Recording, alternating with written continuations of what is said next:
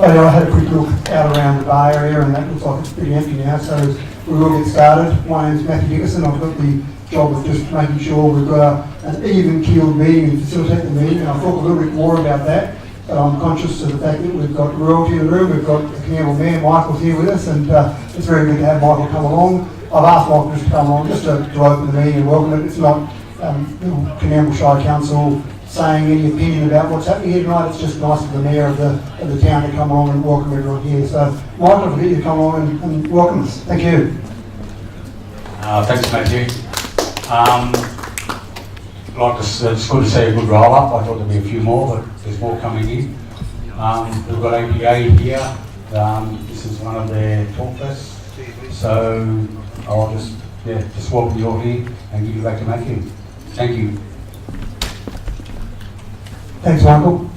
So as I said, my job here tonight is, as Michael would know, I spent 5 years as Mayor of Dubbo, and Michael knows in the role of Mayor there are often times when you're chairing a meeting and your job as the Mayor, and my job here tonight, is to have no opinion. My job here tonight is to make sure that everyone in this room gets the chance to have their say, gets the chance to put their questions forward, gets the chance to really express what they need in a reasonable way. And we've got APA representatives, which I'll get to in a moment and introduce you to in a moment, and obviously their role is to make sure that they can address your questions and give you answers. You may not like the answers, you may not be in favour of the answers, you may not agree with the answers, but that's their job to do, to make sure that they're giving you responses to what you're asking. We have got a PowerPoint presentation that will start off. We're not that focused on getting through the PowerPoint presentation. It's really a chance to start some discussions, to put some slides up to get some discussion points.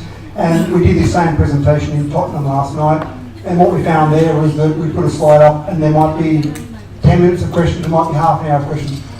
I don't mind, as long as people are getting a chance to have their say and put their opinions forward and get their questions out there. That's my job. What I would ask from everyone is your help in that.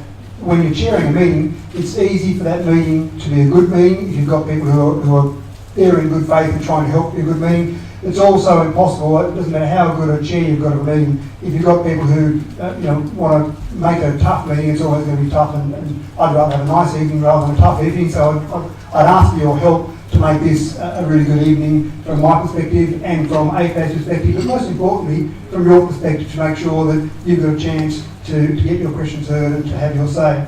You will notice a couple of cameras, it's possible to miss them. We've got a Wilderness Society recording, I've got a video recorder at the back, so we've got the meeting recorded. Don't feel self-conscious about that. There's media here in the room as well. There's a few media outlets that we're recording. They'll be recording some audio, some video, and they'll be writing down notes as well. I'm sure you'll read about this in the papers over the next few days. The whole idea, and I know when I spoke to APA about coming and doing this, the whole idea is it's open, it's transparent, there's nothing to be hidden here. If everything gets reported that happens here in the media, I don't have a problem with that, APA doesn't have a problem with that, and hopefully everyone in the room is okay with that as well. So that's the groundwork for it. As I said before, what I'll do to start off with is I'll hand over to Jim. I've got a couple of microphones. I'll take one microphone as I walk around the room, and if someone wants to have their say, I'll put a question forward, just stick their hand up, I'll bring the microphone to you. As much as possible, you can put 2, 3, 4, 10 hands up, and I'll go in order across to those different people as they ask those questions, and I'll do my best to keep it in that same order, but just pull me up if I don't. But the idea is, again, wait for your turn so everyone can get their chance to have a say, because my job is to make sure everyone gets the chance to get some answers or to feel like they've had their views expressed here tonight. So I've got Jim Felso, which I'm sure many of you are familiar with. Jim's the project manager for the Western Plains pipeline. I'll hand over to Jim just to introduce the other team members here, and then I'll get Jim to start his presentation, and as I say, then we can go from there. Put your hand up if you want to ask something. Thanks, Jim. Thanks, Matthew, and first of all, thank you for everyone for coming. APA appreciates the opportunity to present to you tonight and hopefully answer the questions you've got. I'll start by introducing the team from APA that are here today. Those of you may know some of the names, but I'm going to put names and faces for you. So Paul Maloney, on my right here, General Manager, Infrastructure Planning and Protection from APA. Paul has broad responsibility within APA for the delivery of approvals for new projects and has responsibility in that respect for this project. Tom Smith is our land access lead, and Tom coordinates our land access activities in relation to the project. My role, as Matthew mentioned, I'm the project manager looking after this current phase of the project. Other notable people in the room that I will mention, Kevin Lester is our Group Executive for Infrastructure Development within APA. Paul and I will be handling the presentation tonight, but Kevin's here representing the executive group within APA and will be available at the end of the session if anyone doesn't want to talk to Kevin about anything specific. I should also mention Mike Silver, I think, is in the room somewhere as well. Mike Silver is the independent chairperson appointed by the Department of Planning that runs the Community Consultative Committee, which has had 2 series of meetings so far, including one in this room, and there's another one scheduled here for the 6th of March. So without further ado, I'm going to hand over to Paul, who's going to do the first part of our presentation. Look, as Matthew mentioned, last night in Tottenham, what we tended to find is that people were keen to get into questions probably fairly quickly. We've got no problem with that, happy to run straight into questions. Where it's suitable to with our answers, if there is slide material there, I think it would help if we'll pull those up as we respond, but we'll try and focus on the question and answer. Thanks, Jim, and reiterate welcome to everyone. Look, I think a lot of you may know that it's probably worth just bringing everyone up to a basic level of knowledge about who APA is. So APA is an energy infrastructure company, publicly listed on the Australian Stock Exchange. You'll see on a map behind me there, that's the sort of suite of assets that APA has across Australia. Pipelines are our core business, and you'll see the big red lines there representing the pipelines we own. We own around 15,000 kilometres of transmission gas pipelines around the country. The blue sort of dots and slodges on the line represent areas of gas distribution systems. That is the pipes that go up and down streets and deliver to small businesses and the like. We don't necessarily own those, but we operate those for a range of companies that do own tranches of assets, and we operate and maintain and look after them for those. The other, I guess, emerging areas of our business is power generation. So we have traditional gas-fired power stations, we have solar farms and wind farms, a number of which are operating, and others under development as we go. Currently, bit of gas processing work that we do as well too. That's an emerging area of our business. But as I say, the main business is owning the infrastructure. We don't own the gas that sits in those pipelines. We act like a transport company that moves gas to people for a commercial fee. Obviously, with a company of that scale operating everywhere, we operate nationally. A lot of our employees are in rural communities. We have people in Cobar, for example, all the way through Mount Isa, Alice Springs, Tennant Creek, Darwin, places like that. Around 1,700 people in the business at the moment, and head office in Sydney, but with big operating centres along the east coast and over in Western Australia. So often not very well known because we don't have a lot of customers. We're not a sort of retail type company. It's not something people would necessarily know who APA is, but we are a reasonable size, and I guess we'll just put that into context of who we are. So happy to take questions on who APA is if that's of interest to people. Might just move to just a quick snapshot. Again, a lot of people know a lot about this. It's in our literature. There's been other information on our website and the like about the basic elements of what we call Western Slopes Pipeline. But we're talking about a buried high-pressure gas pipeline between Santos and Narrabri project and connecting into the Moomba Sydney pipeline, which is obviously one of the assets that we own. Connecting the Moomba Sydney pipeline gives access to that gas then to the Greater Sydney and New South Wales market. So just to put it in the picture, we've got here actually a sample of the sort of general diameter of the pipeline we're talking. Now it could be slightly larger than that, but that's the sort of the size of pipeline we're talking about. And as I mentioned, buried for its entire length, other than a few valves and the like along the route. Probably the biggest feature, I guess, of why is the pipeline that size? The pipeline's proposed to be of that size to match the proposed production volumes of Santos's field. It may not be a number that means a lot to a number of people in the room, but the pipeline will be designed to carry up to 200 terajoules a day of natural gas, and put that into perspective, that's around 50% of the current daily usage of natural gas across the entire New South Wales. So, relatively small pipe, but because gas is run at high pressure, it can carry quite a lot of energy. That pipeline is proposed to be located in a typically 30-metre wide easement, and the easement is the form of tenure, a coexistence tenure, which People still own the land. We just have rights over there to bury and maintain and operate a pipeline. As I say, typically 30 metres wide, much the same as you see for power lines and the like, basically within easement tenures. So that's just a snapshot. There's plenty more information we can share about the details of the pipeline if people are interested. But I just thought those two elements, whose APA, what did our pipeline configuration look like, that's what I really wanted to share. So I think Jim might start to step us through some of the other elements of Western States Pipeline. Thanks, Paul. So on the screen there, we've got a map of the route. Again, I'll assume that the majority of people in the room are aware of the proposed route of the pipeline. For those that are not, we commenced at the Leewood facility or the Leewood property that Santos currently own and have their existing water treatment plant on. From there, the pipeline heads west across the top of the Pilliga for approximately just under 100 kilometres before heading southwest and passing to the northwest of Coonamble, crossing Castlereagh, down northwest of Warren before crossing the Mitchell Highway just out of Nevertire, and then heading down outside of Tottenham and joining the Moomba Sydney pipeline. The nearest locality to where we join the Moomba Sydney pipeline is Mount Hope, for those that know Mount Hope, about 35 kilometres away. So that's any questions on the proposed route. There is, sure. So I'll just really get the microphone to people, and all I'd ask when you ask a question is just give us your name first, just makes it a bit easier, and just give that microphone there, and then just put your question. Thank you. My name's John Burton. I've got a proposed pipeline supposedly going through our property. My wife and I own. I suppose the simple question that a lot of us might want to know is, to save all of the landholders the grief that we're going to have from this pipeline, why don't you follow the main roads? Sure. Good question. I guess when the planning for this route was undertaken, we looked at a broad range of routes. So I'll talk a little bit more broadly first, and then I'll answer your question in specific detail. So we looked at a broad range of routes, ranging from eastern routes down through the Liverpool Plains and that sort of territory.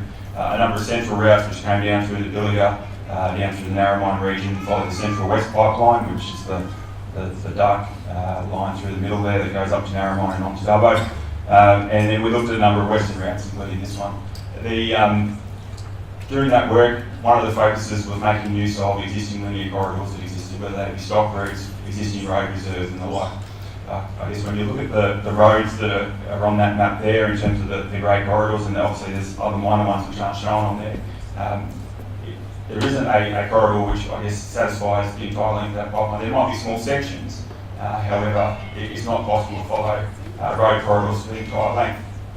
The other thing is that with a lot of the road corridors in New South Wales, and particularly stock routes as well, that follow some of those, the Warren Road up from Warren to Coonamble is a good example of this. There is a lot of remnant vegetation in those corridors, and they don't always like it, but there are restrictions on our ability to propose projects like this in areas where there are protected native vegetation.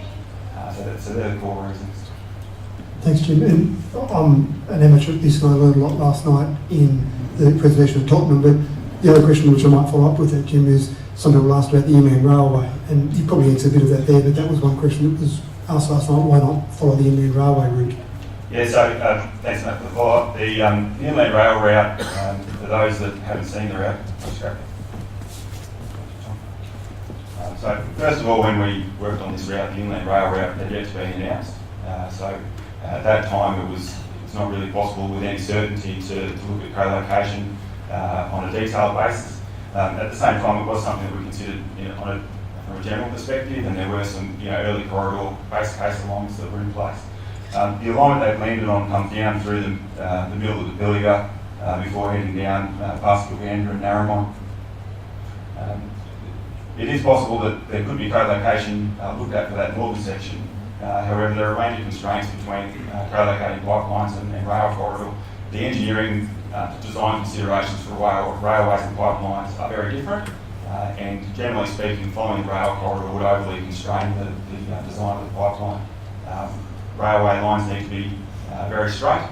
Pipelines, whilst we like to keep them as straight as possible, keep them as short as possible, we do have a much greater ability to avoid different constraints and the like. The other thing is that it would only get us as far as Narromine. Our objective was to join into the Moomba Sydney pipeline.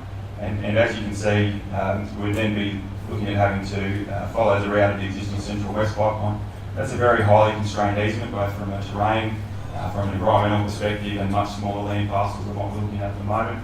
And it's also a significantly longer route overall than what we are now looking at. So they're the broad considerations as to why we're not following the main rail route. Thanks, Jim. I'm happy to take any more questions there now if you want to talk about the route in particular. Just jump over here to this gentleman, excuse me. Thank you. James Norder. I find it interesting you're talking about, you're concerned about native vegetation. We're considering in Queensland the gas industry has gone wherever it wants to go, regardless of native vegetation or wherever. It's very easy to go up and through Queensland and see vast tracts of gas pipeline put through vast areas of native vegetation, and has absolutely no concern about it. So I find it quite incredible you say you actually care about native vegetation, whereas everywhere else the gas industry hasn't. Thanks, James. Jim? Yeah, look, probably the only thing I can say in response to that is that there's legislation in place in New South Wales, and there's assessment processes that we have to follow for projects of this nature, and they dictate that we have to follow those principles that are outlined in that legislation and those policy and guidelines that apply to things like native vegetation in New South Wales. Thanks, Jim. I'll just duck over here to this gentleman. Thank you. Oh yes, it's Brian Hemmington from Coonamble speaking. You suggested that there isn't really an alternative as far as the stock route's concerned. Well, actually, clearly there is, because if you go from Weewater to Pilliga to Coonamble, Coonamble to Warren, Warren to Tottenham on the stock route. And in saying that, you said that you were concerned about the remnant vegetation and not to disturb that. Would you give us the same assurance that you won't disturb the vegetation on the private land that you're coming across, in contrast to removing the vegetation on stock routes if you were to go that way? So in relation to the impact on vegetation on landowners' properties, we've worked with a large number of landowners along the alignment to make minor changes to the route to address their individual concerns, whether they be avoidance of vegetation, avoidance of particular paddocks, or preferential location in relation to boundaries. So we've done that extensively with many landowners along the alignment. There has also been refinement that's occurred through the environmental assessment work we've done, where we've identified vegetation that has protected status, and we've then presented minor route refinements to landowners based on our desire to avoid some of that vegetation. You've got a question in the front here, Jim. I'm just any more questions before just jump over here to Fergus and baby GDO. Fergus, thank you. Fergus Lefebvre, Coonamble. Jim, can you explain the sort of proposed route? And first point is, I'm sort of anti-coal seam gas, so I don't want the whole Pilliga project to go ahead at all. And one can't survive with the other. But within the 30-metre easement, the pipelines offset, so further pipelines can go in. So I'll answer that in two parts, Fergus. First of all, there was a lot of discussion at the meeting yesterday in Tottenham regarding typical easement terminology for pipelines. And it is true that in New South Wales and in other jurisdictions around the country, typical and standard easement terminology will refer to pipeline or pipelines. That's just a fact. We are only seeking approval for a single pipeline. However, the easement will allow tenure for additional development of pipelines in the future. However, any such pipelines would require separate approvals and would also trigger further compensation to landowners. But to be very clear, we are only seeking approval for a single pipeline. In relation to, sorry, what's the other part of your question, Fergus? I'm just trying to remember. Yeah, just the fact it's offset. Yeah, so the offset is largely driven by the construction methodology. I don't have a cross-section of the right-of-way, which is what we refer to the construction footprint. But generally speaking, we maintain a larger area on one side for the storage of topsoil, as well as to maintain a passing lane for the equipment that's used to construct the pipeline. We do have a photo. Tom, just click ahead to the, sorry, I'll get the pointer.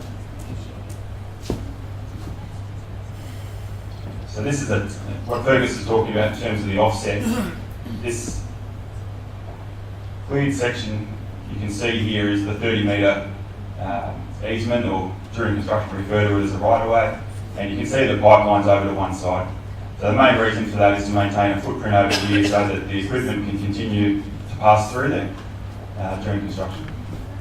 Could you just quickly run us through the other infrastructure, the servicing sheds, etc., along the route, and how often and regular will this sort of these sheds be? Yes, so they'll generally refer to them as surface infrastructure. It will be the terminology you'll see when our EIS comes out. We have a requirement on a pipeline of this size for around 5 sites, and detailed design of the pipeline will dictate exactly how many, but it'll be most likely 5. And they are what we generally refer to as mainline valves and scraper stations. A mainline valve is a relatively small facility, about 15 metres by 15 metres. And it's literally a section where the pipeline comes up out of the ground and it has a valve and then it goes back down under the ground. And that allows us to isolate sections of the pipeline if there was a maintenance plan or an issue that required us to shut down a section of the pipeline. Scraper stations are a little bit different. They're about twice the size of that, and they allow us to put into the pipeline what are called pipeline inspection gauges or pigs. And they're cleaning units and inspection units that go into the pipeline for maintenance purposes and can detect if there's any corrosion or anything like that occurring so that it can be addressed before it causes an issue with the pipeline.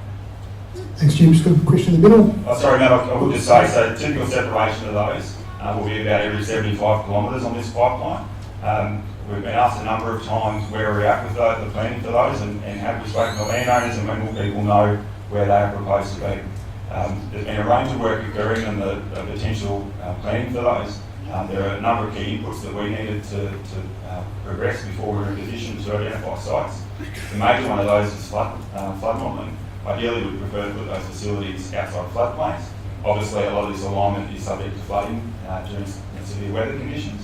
So we've completed that work only recently. My team at the moment is working on finalising that list of sites so that we can then consult with landowners, and we have started to consult with a number of landowners regarding potential location of those facilities on their land. And I think it's safe to say, Tom, correct me if I'm wrong, but at this stage I think that list we have consulted with just about everyone that we are proposing to put a surface facility on. Once we've completed that, I've made a commitment to the CCC through Mike as the chair that we'll share that list with the CCC and the general public. Thanks, Jim. Just up to the middle again now. Jamie Goldsmith. Just picking up on something you said there with the amount of landholders you've negotiated with, and you said 2 words, large and many.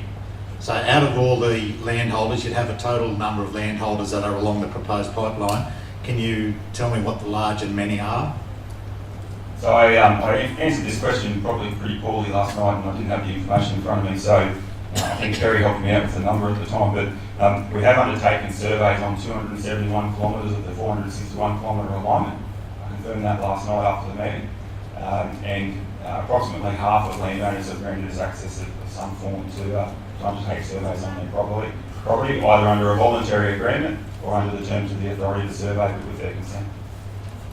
Thanks, Jim. Just jump up the front. Don McKenzie, Coonamble. Jim, if this proposed pipeline is leading into the Moomba pipeline, what is the directional flow of the Moomba pipeline at the moment? I couldn't tell you today, Don, I haven't looked, but the Moomba Sydney pipeline is a bi-directional pipeline. It was made bi-directional a number of years ago, so it's capable of flowing gas in both directions, and that direction of flow is dependent on demand at the time. In relation to where this gas is destined, it's not a matter for APA, we transport the gas, we never own it, but Santos are clearly on the record, and I'm not talking for them, but they're clearly on the record, they're saying that the gas from Narrabri is destined to the New South Wales market. Yes, Jim. Sorry, just a follow-up question. How can that be when you've got a bi-directional pipeline? We're guaranteeing the gas is going to go to Sydney, and all of a sudden the LNG plants suddenly want gas up there, they turn it around, it's not going to go to Sydney.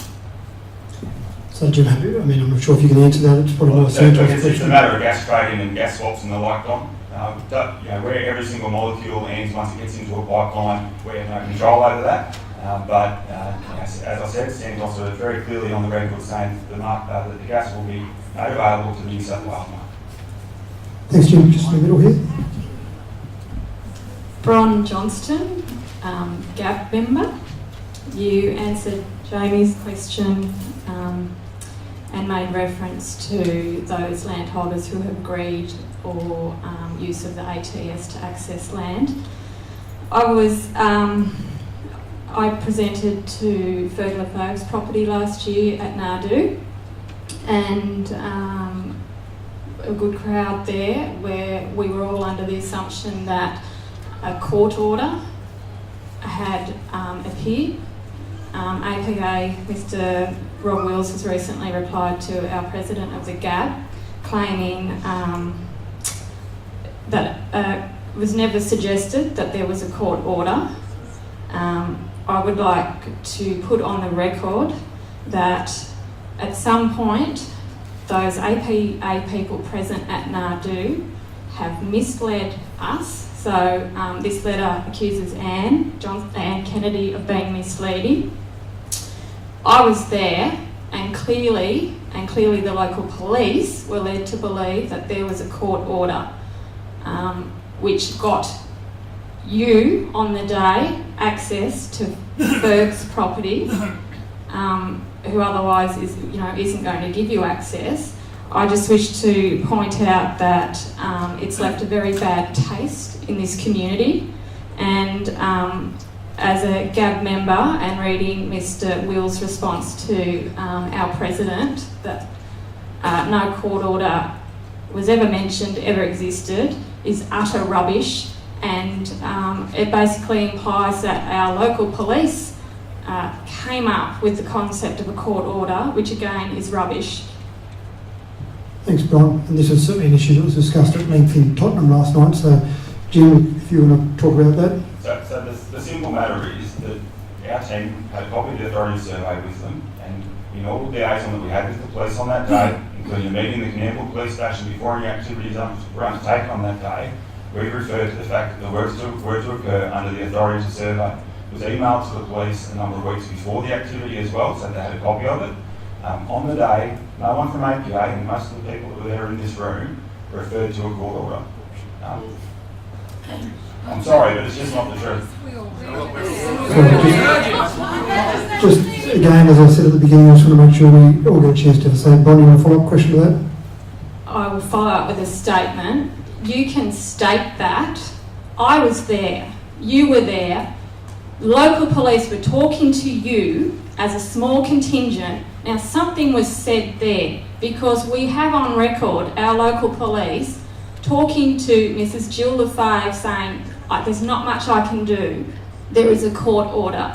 So you can deny it as much as you want, but it's incredulous that one of us has come up with that phrase and thrown it out there. Sorry, Brian, finish, please. I'm just suggesting that you have in fact misled us.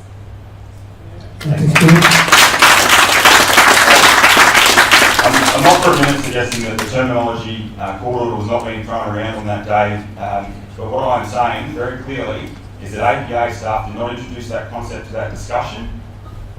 APA was very clear with the police that we had an authority to survey issued by the minister. One of the police officers on the day, I think mistakenly, started referring to a court order issued by a magistrate. As soon as we heard that, I approached the officers and I corrected them and said, so you know the correct terminology we're referring to as an authority to survey. But there was a period of time where Don approached me and said, Jim, where's the court order? And I said, Don, I don't know what you're talking about. We don't have a court order. We have an authority to survey. So you wouldn't even show me that, Jim. You wouldn't show me anything. So what I found last night is there was a lot of discussion around this. The word trespass was used. There was the same talk about court orders last night. And I'm happy to take a few more questions on it, but from my perspective, standing external, I don't think it was done perfectly. Jim, I'm not sure if you agree with that. But in general, I want to make sure we get through as many topics as possible. Happy to take a few more questions on this, but I from my perspective, I don't want to get stuck on this for the next hour because there's probably a lot of other topics to talk about as well, if that's fair. But I think Fergus will probably talk about that, and I've got a couple more, but I don't want to spend all night on this one issue because there's more than this one issue. Thanks, Fergus.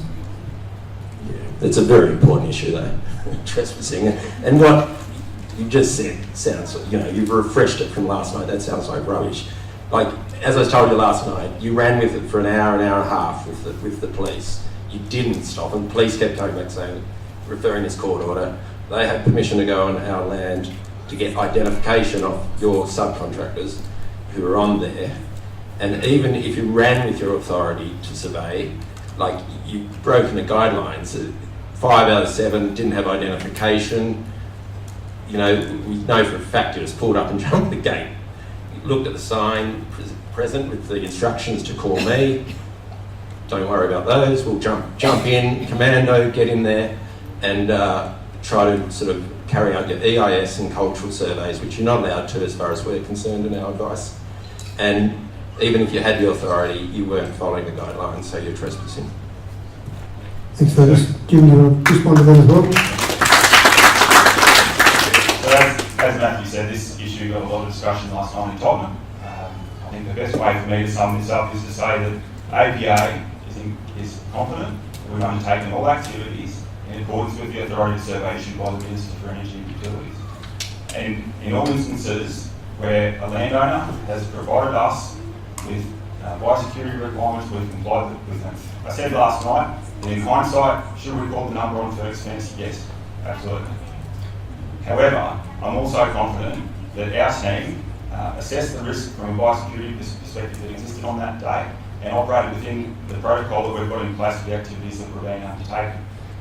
What I would say in relation to trespass more broadly though, there is clearly a difference in legal opinion that exists between the legal advice that the Great Artesian Basin Group has been provided by Mary Lou Foss and that which we're relying on and that the state government is relying on. As I said yesterday at the meeting, the Department of Planning has clarified since those events the activities that are permitted under that authority survey by placing greater information on their website. From the discussion last night, it is clear that people don't take that as resolution of the matter. I can't do anything about that. We've applied in good faith for that authority. It's something that exists in every jurisdiction around the country under a different name, whether it be a pipeline survey licence or something else. The purpose of those is to allow us to do the types of activities that we were undertaking. I get it that people don't agree. I get it that you've got advice that says otherwise. But what I would say is that I can't do anything about reconciling the two differences of opinion. What I discussed with my team is that we're going to go back to the department after the meeting yesterday, and I'm going to say that they need to do more because people still have doubts and people still don't believe it's clear what's allowed and what's not allowed. Thank you, Jim. Just jump to this young gentleman in the middle. It's Austin McDowell, Pilliga, affected by the pipeline coming through. I'd just like to add a little bit of weight to what the others are saying about the court order. Your current newsletter for this month has a claim in it that a landowner did not respond to multiple attempts to make further contact about damage to his fence. In APA's activity update, that was February 2018, it is completely untrue. The facts are comprehensive correspondence was received by APA on the 15th of the 12th, 17 in regards to the fence and other matters. APA replied to this by letter on the 22nd of the 12th, 17 with this in the middle of a disclaimer. Views expressed are those of the author and not APA. APA does not guarantee nor accept liability for the reliability, completeness or confidentiality, etc., etc. So that adds a lot of truth. That's in your current newsletter. This is actually a lie. My question today is, does any of the information or answers to people's question here today only represent the views of the speakers and not APA? How can we have any trust in answers or undertakings given by you? Thank you. I know Jim again. Thank you. Thanks, Fergus. So, two parts to the question in relation to the correspondence. Sorry, Austin, my apologies. In relation to the correspondence between yourself and APA in relation to your property, we have responded to a letter from yourself via your lawyer, and in relation to the matter in regards to the fence, we've requested that you provide us information regarding the alleged damage. In relation to that point, no information has been provided. I'm more than happy to talk to you about it, whether it's today or in another forum. If you want to talk about it in front of people here, I'm happy to do that as well. Saturday would be a good day to talk about it. But in regards to... Yeah, sorry, Austin, you have a follow-up question for that? regards to the lack of information, there was photographs and the details of the event was in that letter, along with detailed maps of shallow underground water, of concerns about a flood out on the creek, also of an alternate route which was disregarded out of hand and said would not be looked at because of ecological damage. It seems to me that you have very little regard for any ecological, social or economic damage you're going to cause on private property. Thank you. Thanks, Austin. Jim? I just want to finish my response to the first question as well in relation to that disclaimer. I'm not aware of that disclaimer. What I believe it may be is that on every email that comes off of our email server, there's a standard disclaimer that's put at the bottom of it. I think the correspondence and the letter that sits on that email, though, Austin, I don't think would include that same disclaimer. If it does, I'm happy to provide you an alternate copy of that letter without the disclaimer in it. It wasn't our intent to apply that to any of the statements made in that letter. In relation to today and the people that are making this presentation, we are authorised to speak on behalf of APA, and that is our role in delivering this project. Thank you, Jim. I'll move over to the side here. Yeah, Adam McRae. Just in relation, Jim, to we got touched on a bit of misleading stuff there earlier, and we've read in plenty of your documentation that you've accused us, APA, not you individually, sorry, but APA has accused us of detaining your employees. Now that's pretty strong words. Them's fighting words, because what actually happened there was your employees and contractors were not carrying their identification. According to the ATS, they should be carrying such identification. We simply asked to know who was trespassing on Fergus's place. This took quite some time to take from the policeman. The policeman took their identification from them. That is what took the time. That is why they remained on Fergus's property, and I would really like you to rescind such a statement that we detained your people. It's bullshit. So we didn't put those words in our newsletter lightly. What I would say to all landowners is that the information and the advice that's been provided by lawyers in relation to that ATS and the matter of trespass is misleading, and you're relying on information that's putting you in a position where some of your actions could cross the line and put you in a situation where those sort of things are the case. I would encourage all of you to seek a second opinion in relation to that matter, whether that's from the local lawyer here or anyone else. I can't say that strongly enough. Rely on strong advice and good advice, and not just the first opinion that you happen to like. So thank you, and again, as I said before, I don't want to get too hung up on this issue. It is a big issue. I want to try and cover the topics. We might even come back around to that, but hopefully we'll move on to some different topics. Thank you. Don McKenzie. Jim, I was the person who confronted McCaskill and the two Biosis people out on the property near Pilliga. The ATS clearly states that you must provide paperwork covering the ATS and your insurance. They refused to show me a copy of that at any stage. And you refused to show me a copy of that at any stage at Fergus's place too. And it clearly states that you must carry that on you at all times, and you have not done so. I'll address that in two parts, Don. First of all, in relation to Fergus's place, John Wood was the member of the party that was on the ground, his back of the room. John had a copy of the authority to survey with him at all times, and was able to present it. I wasn't on the property, I was on the other side of the fence on the road reserve. I also had a copy of it available with me. In terms of that situation on that day, I wasn't in the practice of responding to every individual that asked me to produce something. I don't think too many people react differently if they have 30 people around them with iPhones in their face. In relation to the matter on the Miller Williams,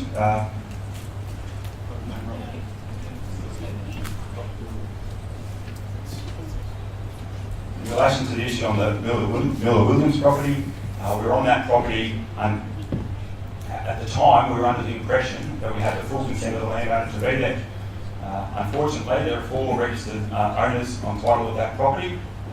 We had that advice from two of them. Unfortunately, there had been that level of communication where I think it's Greg Miller Williams was aware of it. Unfortunately, that led to a situation where he wasn't aware that we were on the property, and when he became aware, was unhappy with us being there. As soon as we were directed to leave with him. Thank you. So I really would like to move on. I know it is a big topic, and I know it's something that has caused a lot of angst. It caused a lot of angst last night. You haven't answered the question. Well, Why did they not have paperwork on them? so in relation to the They had specific no issue paperwork on them at all. around the We believe we were there with ATS the consent of the landowner. Sorry? We believe that we were there with the consent of the landowner. As soon as it became apparent that we didn't have the consent of Greg, we left the property. I was there with Greg. Understand it. So again, as I said before, I think APA would acknowledge that everything they've done hasn't been perfect, and again, the landowners haven't been happy with what's happened there, but I do want to make sure we cover a range of topics, and I'd like to move on, and then we can come back to these topics if we need to, but I want to make sure, because there are some very specific issues around this, and they cause a lot of angst, but there's also some other issues we want to make sure we cover. So if we just hold those questions related to that specific issue around ATS for the moment, and we'll move on, and again, we don't want to be here at 9 o'clock at night still talking about that issue, but we will be if we need to once we circle around. So questions about other things for the moment, or we can go back to a couple of slides to jump back in. There's some questions at the moment about any other particular topics. Thank you. Mark Robinson. APA seem to be extremely proud that they're an active member of the gas industry. I'd just like to take you back to a comment you made earlier that Santos has stated that the gas from the Narrabri gas project will be going to New South Wales. Clearly, that's a misleading statement. At no stage has Santos ever committed to a figure of the amount of gas that's going to go to New South Wales. Not once. So you mustn't go around to these talk fests that you're running telling people that the gas that comes out of the Narrabri gas project is solely for New South Wales, or even in any proportion. They will not commit. They've always stated that it could supply up to 50%. So your statement was incorrect. Another question, I'd like you to... Sorry Mark, we'll go one more time. So, maybe I can help respond on that. I have sat in the CCC meeting in Narrabri with Santos, with government representatives, and that has been clearly stated. So we're relying on statements. I don't think you can compare Santos' talk of the destination of the gas with any particular quantity, but it is clearly on record. Santos has said their Narrabri project gas is destined for the New South Wales market. Thank you, Paul. That's right. No, it does hinge there. It's semantics, because that's not right. And I've been following this for quite a while, and Santos have never said that the gas from the Narrabri gas project will wholly and solely go to New South Wales. So Made available, I think. Yeah, right. Okay. So has APA been told by Santos that this project, that their Narrabri gas project, is going ahead? I mean, why are we even at the ATS stage for the APA? That project hasn't been signed off on. Absolutely. We fully understand the status of that project. The EIS is still under review. It is totally appropriate for us, and we admit we are taking risk on considering a pipeline, doing the preparatory work and getting assessments in place. If the Santos project isn't approved, we clearly won't be building a pipeline. But it is appropriate, given the long lead time of projects such as this, that we start this early work. And we go into this with our eyes wide open, and we're prepared to concede that. It's come up a number of times with the Triple C. It takes a long while to get projects organised. There's a long assessment process. People need time to consider these things. So we are doing that, I guess, in the hope that Santos are successful, and that will line the project timeframes up reasonably well. If the project isn't approved, and that's totally out of our hands, obviously the pipeline won't be built. thanks, Paul. Good point, Mark. Got other questions before we go back to part of the formal presentation? No? Okay, it's good. Do you want to jump back, Jim, to where you're up to? It's probably back a few slides now, because you jumped forward if you have a look at that particular image. But if you want to go back to, I think, about there is where you're up to. Yep. Thanks, I'll hand back over to Jim. I guess the intent of this slide, and apologies for those at the back of the room, it's not clear. Text is a little small. I just wanted to touch on where we're at with our environmental impact statement. We do get asked when are you lodging it, when can we expect to see it, those sort of things. At this stage, we're targeting lodgement of that document in the second quarter of this year. There's a lot of work going on at the moment. It's an extensive document. It's a complicated document. That figure, I can't give an exact date, but sometime in quarter 2 is what we're targeting. From there, the process, to be aware of how that plays out. First and foremost, once it goes into the department, it will be placed on public exhibition. For those that participate in the submission process for the Santos project, you may be aware how that works. Will be required to place that EIS, make it available on the department's website, as well as in public locations throughout the project area. And people will have their opportunity to review that document and make submissions in relation to the material in that document. For those that are trying to take photos of the screen, if they're not working out, I will make this presentation available on our project website, so feel free, if you can't get a good shot, we will make it available. In terms of that submission period, the minimum under legislation is 30 days. It's not unusual in New South Wales where projects are controversial or complicated or significant for that period to be extended. That's a matter for the department, it's not something that we dictate. So as I said, that provides an opportunity for all stakeholders, whether they be landowners or otherwise, to lodge a submission in relation to the environmental impact assessment. From there, APA will be required to provide a response to those submissions. It's the same step that Santos are at the moment in relation to their project. Depending on the nature of those submissions, that may require additional fieldwork or other activities to inform that assessment. I can't say how long that process will take or when that will be lodged. However, I wouldn't expect that the project would be in a position where we've responded to everything and the department is in a position to start finalising their assessment until sometime well into 2019. In terms of that process, the decision process as well, for projects of this nature, it's likely that the decision would actually be made by the Planning and Assessment Commission rather than by the department or the minister. Any questions on that slide or the process? Just jump here, you're beaten by a millisecond, Fergus. I'll just jump to this young lady over here. Meg Letha. So is this regarded as a development of state significance? Thanks, Meg. So the process that's outlined there on the chart is a paraphrased version of the State Significant Infrastructure Assessment process under the Environmental Planning and Assessment Act. The State Significant Infrastructure designation, just to be really clear for people, all gas pipelines are designated as State Significant Infrastructure. It's not something that you apply for and are granted. Pipelines under legislation are just determined to be State Significant Infrastructure. Thanks. No follow-up question there, Meg? No? Okay, I'll go over to Fergus.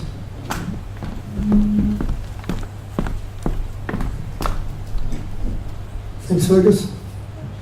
Perfect. Jim, yes, so you stated that you collected all the data to push the EIS through, and you haven't surveyed the Castlereagh River, the little Mulva Creek that goes through us, or the Macquarie. How does that how can you be confident and happy with your EIS? So the assessment process for most of the issues you were just talking about then are ecological issues as well as water-related issues. The processes that exist in New South Wales for assessing those items don't require you to go to each and every patch of vegetation along an alignment. It is a sampling-based approach, and there are other tools available to us, including helicopter reconnaissance, which was done early on to confirm the broad acceptability of mapping across the corridor, as well as then remote sensing and aerial photography, where we can confirm vegetation types quite accurately using that information. But more importantly, the Framework for Biodiversity Assessment, which is the main policy document in New South Wales, outlines an assessment process, and we're confident that we've got enough information at this stage to fulfil the requirements of that policy. Jim, any further? David? Haven't heard from you yet, David. I like to try and stay out of the limelight a bit, but look, I'm really getting a bit jack of all this, and it probably dates back to when the CCCs were put together, and at the time I made comment publicly, which was acknowledged through a letter to me at the APA, because I want to access my property. And everybody knows my position. I'm absolutely vehemently opposed to gas mining and compromising the Great Artesian Basin. But the CCCs themselves are a farce, because you've got people with self-interest. You heard last night from Tom Walker how he won't sign off on the minutes because they're not true and correct, yet the minutes are all ticked off and everything's right to go. There is a question about the credibility of APA, and that's come out a few times here tonight, but last night even, the questions were asked by Brian Summers about whether there'd been any approaches and monies offered, and the answer from you guys was no, there's not. He produced a letter from the APA stating that he should be looking at the reward of close to $150,000. You disputed that letter, and it was signed by your Tom Smith, so you guys play an interesting game. The other one that really frustrated and annoyed me when a young Peckham girl came from the local Aboriginal Lands Council, and she asked you straight out, you say you've done all your Aboriginal cultural heritage studies, who did you speak to? You gave the name of her organisation. She stood and said, I'm from that organisation, you haven't approached us. Up at our end, nobody's approached our local Aboriginal council except for a half-hour session. Yet you stated last night, and you state consistently in your paperwork, that you've done all the cultural heritage studies along the pipeline. There's too much conflicting information. You keep playing people off people, decisions off decisions, and I'm really getting jack of it because, for me, I'm just about done with listening to all the nonsense. You're taking up an enormous amount of time of mine and the rest of the communities. Thanks, David. So, David, I'm not sure if there was did you want some specific questions answered, or you just want to make that? There's 2 points I'd like to respond to. So the first one in relation to the discussions around easement negotiations yesterday in Tottenham. Brian read out a letter. I wasn't aware of the letter. I'm not saying that it wasn't sent, and I'm not saying that my team weren't authorised to send it, but I wasn't aware of the details of it, so I couldn't respond appropriately to it at the time. I've since spoken to the team about exactly what was undertaken. I made a statement prior to that we hadn't commenced formal easement negotiations with anyone along the pipeline, or put the easement deed or the actual documentation in front of anyone. In relation to, there are a small number of landowners, and we count them on one hand, where they have suggested to us that before I'm willing to undertake any discussions with you, I want to know the nature of the compensation that would be payable. In those instances, we've given order of magnitude general suggestions as to the type of compensation that would be payable in broad figures. And that's the nature of the letter that we sent to Brian. In relation to cultural heritage matters, it's in our latest newsletter. I remain confident, and I remain confident after last night, that we have fully complied with and fulfilled the consultation requirements that proponents of projects like this need to follow in New South Wales. The other thing I made clear to the young lady who was there last night is that if any Aboriginal person has any feedback regarding the project that they'd like to provide to us, I'm more than happy to receive that in addition to the formal process that already exists. Thanks, Tom. Do you want to respond any further?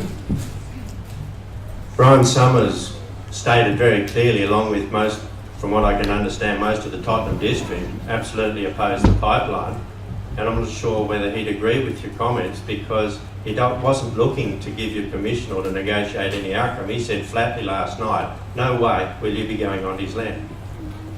Look, there was a number of discussions had with Brian, some in writing, some verbally, early on in the project. There's no doubt that his position changed quite dramatically at a point in time, and he decided that he's not interested in talking further. Sorry, a bit more, Brian. Sorry, David. Have you made clear to the people that have signed with authorities or access agreements that they can rescind those authorities? I think, I made the same comment last night. APA has never written to everyone saying that if you want, you can tear your agreement up, but that is available to anyone. If anyone signed it, is a voluntary agreement. It's not a document that can't be rescinded. If anyone wants to tear that up and deny us access tomorrow, they can.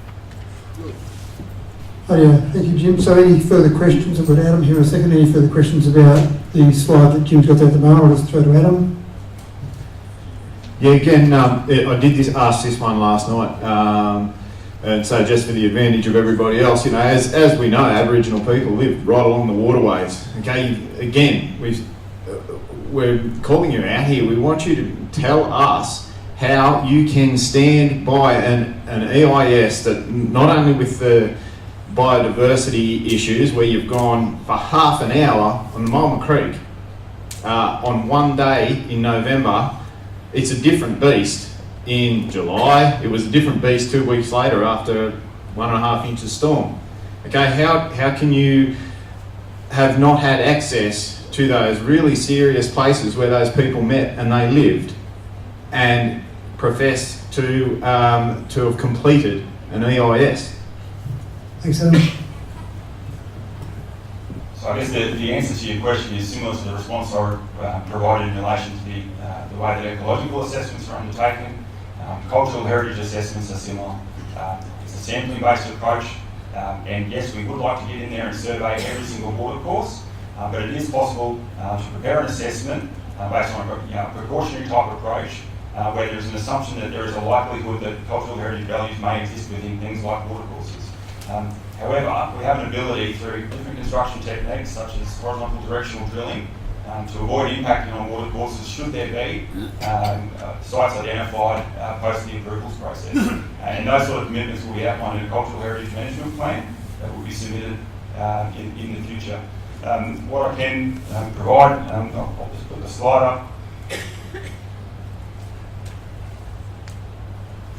We get asked about how do we build through watercourses quite often. There's two main construction techniques, and the reason I want to talk this is it goes some way to answering Adam's question about how can we avoid cultural heritage values and ecological values associated with watercourses.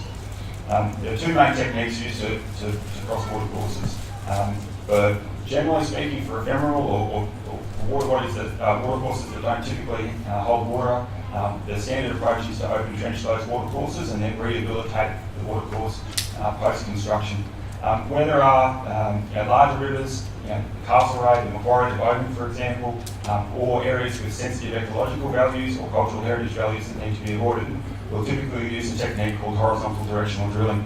The diagram at the bottom, and again, apologies for the size of the text, but the way that works is we set up a rig on one side of the watercourse, and we drill down underneath and come back up on the other side, and typically that can get down to a depth of anywhere around sort of 15 metres below the watercourse.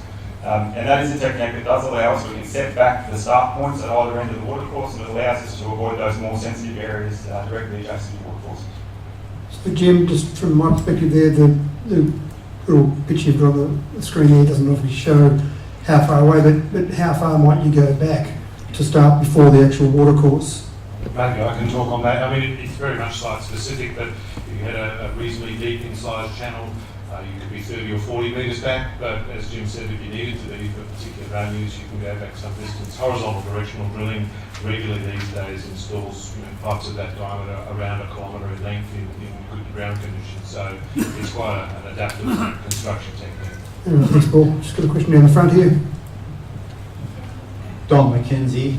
From what I can gather from what you're saying, does this mean you're just going ahead now with the EIS and there will be no further on-ground surveys being done at all? Thanks, Don. Jim? So we're definitely not proposing any additional surveys between now and when we lodge our EIS. It is likely that submissions received during the EIS process may require us to go back out there and do further assessment, whether that's submissions received by state government departments or issues identified by other stakeholders that we weren't aware of during the process. That's quite normal for an EIS, that there are things that need to be added during that submission response period.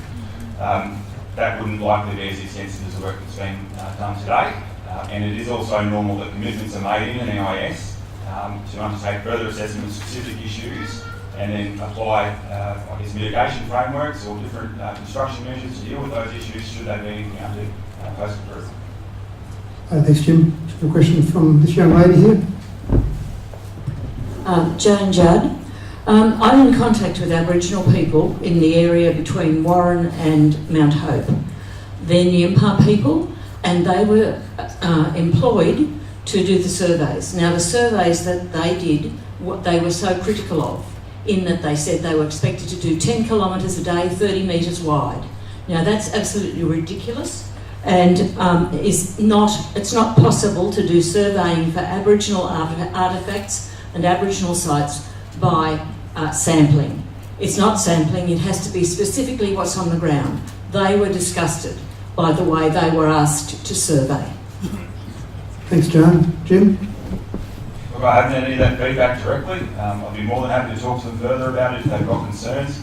What I would say though is that the cultural heritage assessment report that we've prepared for the report for the EIS, the process that applies in New South Wales is we're required to seek input on that report from the registered Aboriginal parties for the project.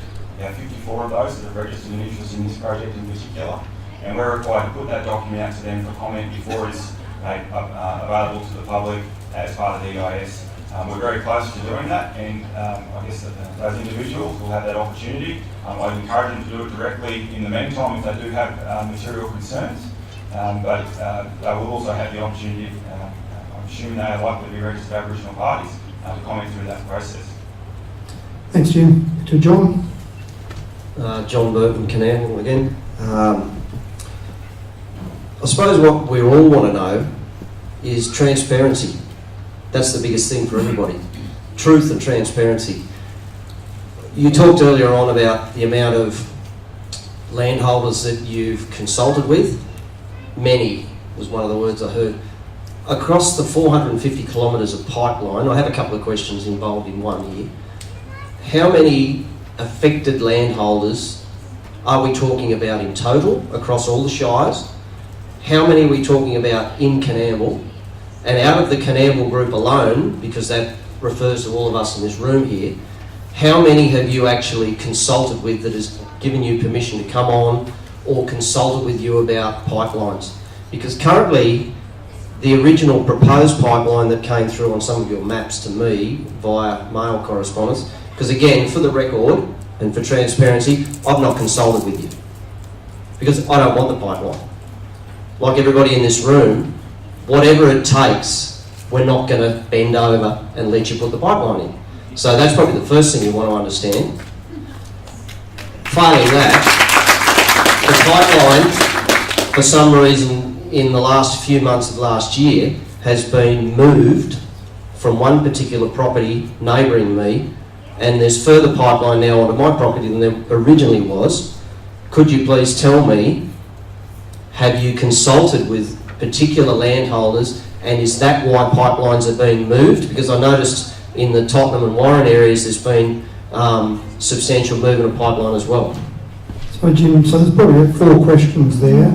There's a few questions in relation to the number of landholders, some of those questions. So you've got all those questions? Feel free to jump in. Right, thanks, Jim. There are 122 landowners along the pipeline alignment.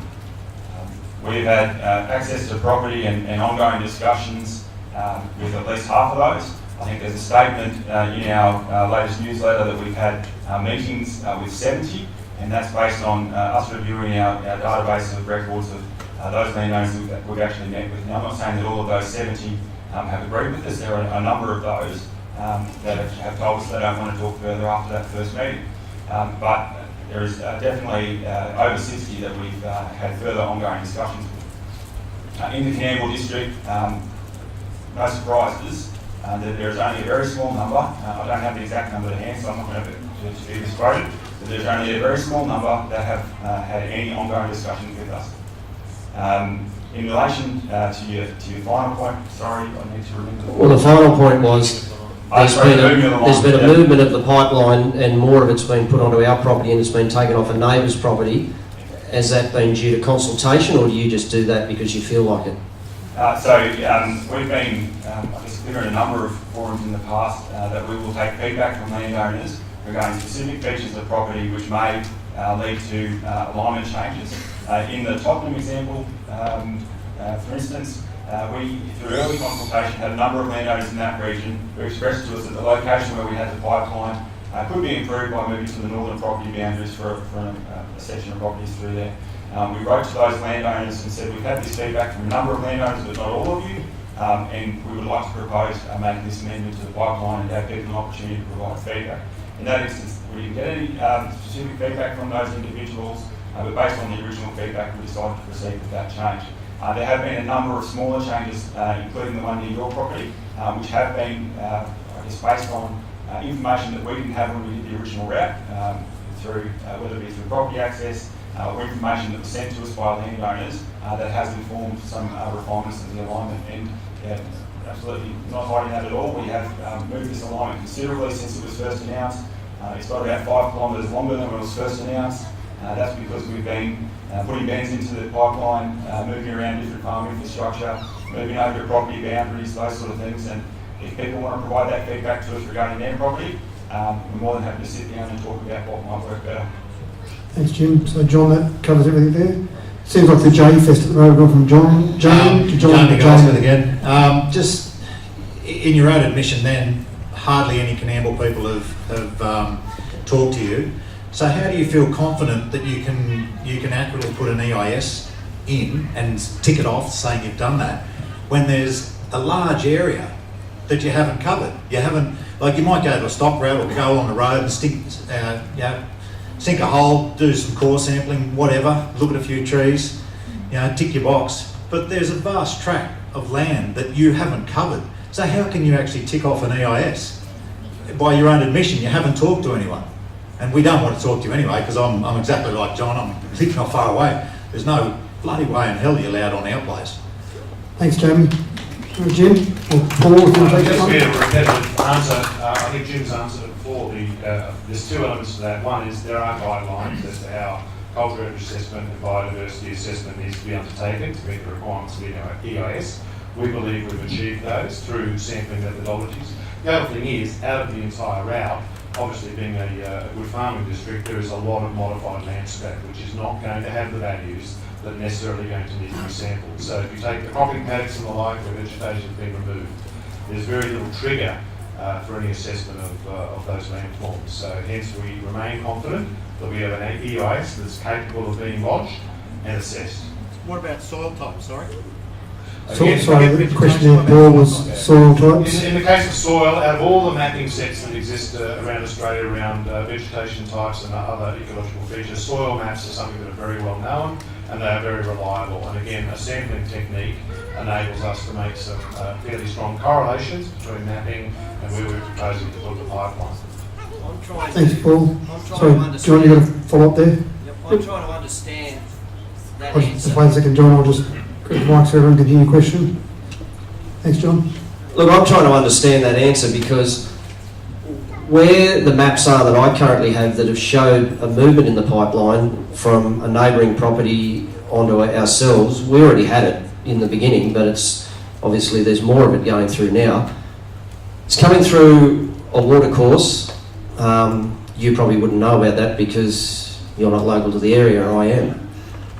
It floods significantly, but it floods on the neighbouring property as well as my property, and it has to cross a creek to get into both of us.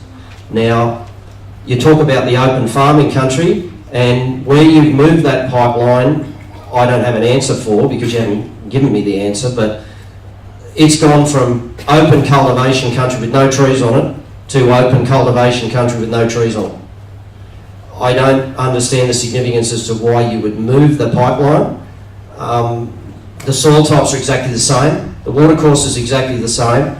The open farming country is exactly the same, but there's been movement. So that's why I asked the question, is it down to personal consultation with particular landowners who then say, look, we don't want the pipeline on our property, and so you guys go, okay, we'll just move it onto the neighbour's place. Thanks, John. So, Paul, I'm assuming that you're familiar enough with this exact example. No, not the specifics, not to the extent where I can answer any of that. The one thing I will say is, referencing what Jim said, we're very keen to make adjustments to the pipeline alignment that fit in with both landowner needs and pipeline needs.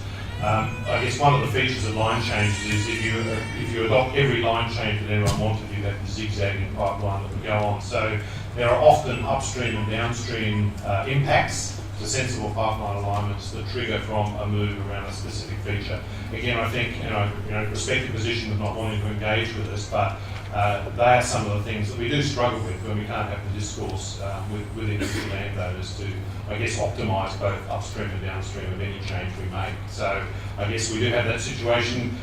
We'd probably be able to respond a heck of a lot better if we sat to you, but recognising you may not want to do that. But I can't add any more. Jim may know more of the specific circumstance and why that's occurred. Look, I can't comment on battery. I can't comment on specific examples. I just don't have the information available to me to be able to do that. I am more than happy to talk to you about it further though. and if there's an issue there that we should be aware of, or there is information that we don't have at this time that would change our decision in relation to that, I'm more than happy to talk about it further. What I would say in relation to changes to the alignment as well, in relation to changes after the EIS is lodged, there remains the opportunity to continue to refine the alignment. The way pipeline approvals are typically done, they allow a framework within which further changes can be made, provided that there's landowner agreement to those changes, and that they generally don't result in a worsening of the impacts associated with the pipeline. Thanks, Jim. Could we to Bron again? Sorry, just back to consultation process. Has HPA made any consultations with Cotton Australia, and have they also made any financial contributions to Cotton Australia or Cotton affiliated groups? Thanks, Bron. At the start of this project, we met with a broad range of stakeholders, including a number of peak bodies. One of those peak bodies was Cotton Australia, and there is a Cotton Growth Association representative on the Southern Triple C. But no, we have not, as far as I'm aware. I can't confirm this 100% because I'm not responsible for it within the business. I'm happy to get back to you, Ron, but I would find it unlikely that we've ever made a contribution to Cotton Australia. Thank you, Jim. Kevin's shaking his head and he'd know better than me. Thank you, Jim. I'll just go to this lady here and then over to this lady there. Hi, Jim. Narelle Parsons here. Just in regards to your EIS, by the sounds of things, it just sounds like that 90% of your research and what done is based on not actually physically being out on the field, but actually collecting data from, from all different resources that are obviously has been done over years and whatnot. So when you issue your EIS, are you going to be listing all the references data that you've used to collate for the Castlereagh River, for example, including also your Aboriginal sites and whatnot along here? Thanks, Muriel. Thanks, it's a very good question. The EIS structure, so to speak, the way the document will look is it will have a front section of the document which will be a summary of all of the key environmental issues and then the commitments that APA are making to manage those issues.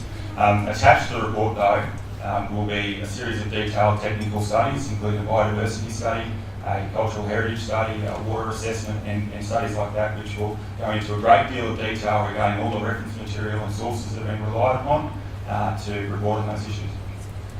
Thanks, Jim. Just across the side. Hi, I'm Di Perry and I'm from the Coonamble Warren area.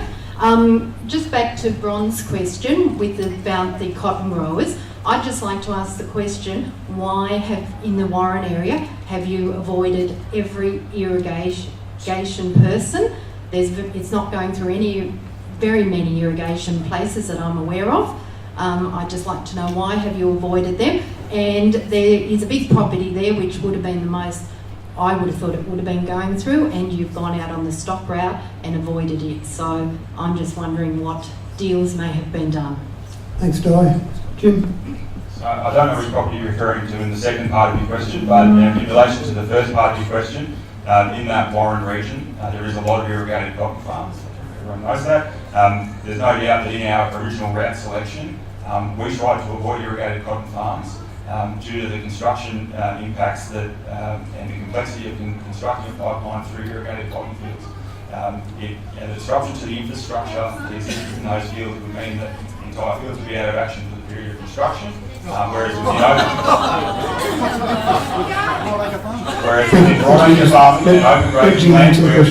broadacre farming and open grazing land, we're able to avoid that situation. I think Jim, follow up, Di. So why is it okay that the cotton growers aren't affected, but we as farmers and graziers are?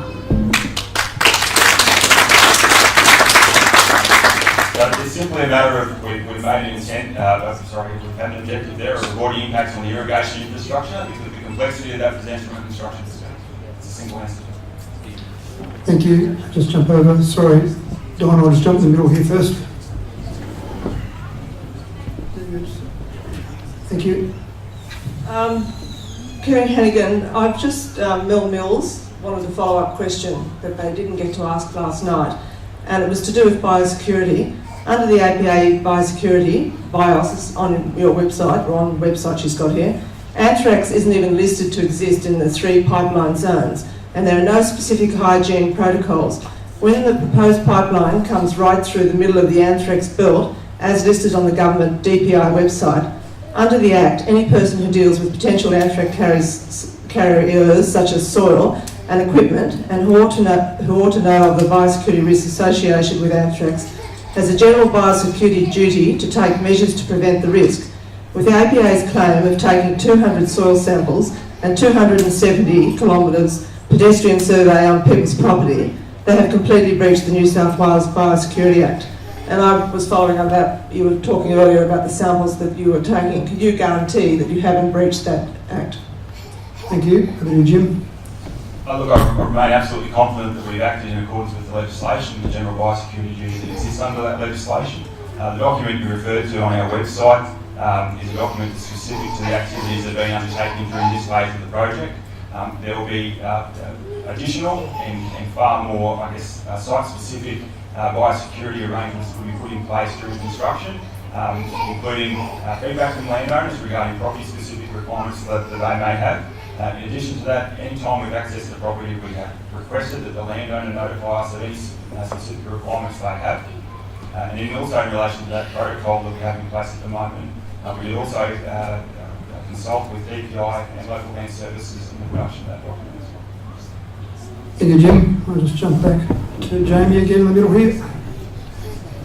So did you consult with Ferg before you came onto his place about specific biosecurity threats?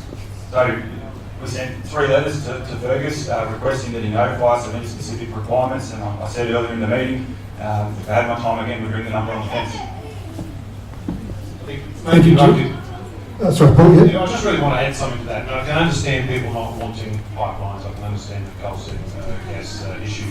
But I think it is a bit of a two-way street. You talk about a duty of care. We are serious about biosecurity, and I think if people are as well too, they should advise us of any specific concerns, because we don't want to breach them. We certainly don't want to have us having the problems of inappropriate biosecurity measures. So I can understand people not liking some things, but it is a bit of a two-way street, duty of care. Thank you, Paul. Don?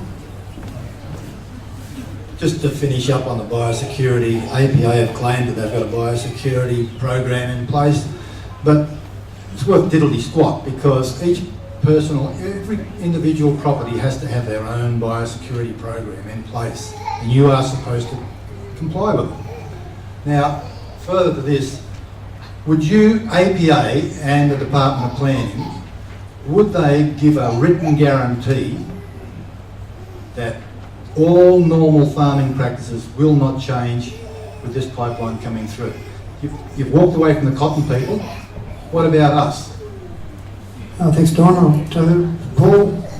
Look, Don, I can answer that, I think, reasonably, without going into the specifics of every property. I think probably the first and foremost that I like to say is the easement we'll be seeking will allow for the normal use of the surface of the land, other than when construction is occurring. There are, however, elements of the easement which will focus very much around pipeline safety. So, for example, altering the surface of the land. So, digging a dam, if you call that a normal agricultural practice, the easement wouldn't allow the digging of a dam over there. If people want to install contour banks, that would need to be something that's done in consultation with APA, so that we're not changing the separation of the top of the land to the bottom of the pipe. So, but if you talk about, we've got 15,000 kilometres of pipelines, which in the main sit in cropping and grazing country across Australia. Normal practices year in, year out occur. But there are a few, so I'm not going to suggest there's nothing, but if the pipeline's installed, finished and done with, normal ploughing, seeding, cropping, etc., yes, and certainly even easier in regard to grazing. But there are a few restrictions that are pipeline safety based that would have minor and occasional deviations from totally unrestricted farming. Thanks, Paul. Go back to Fergus. Just to cover what you said you wrote to me 3 times. The initial correspondence with me was a phone call, which I said I won't be dealing with any correspondence from you guys. I wasn't interested in coal seam gas and fracking. My instructions were on that locked gate on the sign. contact landowner to be inducted onto that place, which you've come in and commando and just jumped straight over that fence, so you can't deny that. And the other point I had, going back, you're saying, all I talking about sort of your employees being stuck and there with no identification, and you said you had your authority to survey an identification. That's all I was asking for. It wasn't presented to me. I had your private security guy trying to usher me off and isolate me, and once that wasn't successful, you had plenty of opportunity to give me the documentation and you didn't, or my mother. Thanks, Fergus. I'm not sure if you need to respond to that. Let's kind of go over some of those issues again. So I'll just jump to the middle again here, so I'll just pass that microphone. Thank you.